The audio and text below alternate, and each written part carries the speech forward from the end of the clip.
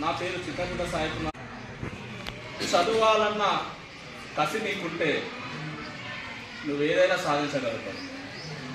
చదవద్దు, లోపులు చేస్తా, ఈ టైంలో తిరుగుతా, సైకిల్ పట్టుకొని కట్లు కొడతా అనే ఉద్దేశం నీకుంటే నీ జీవితాన్ని నువ్వే పతనం చేసుకుంటావు.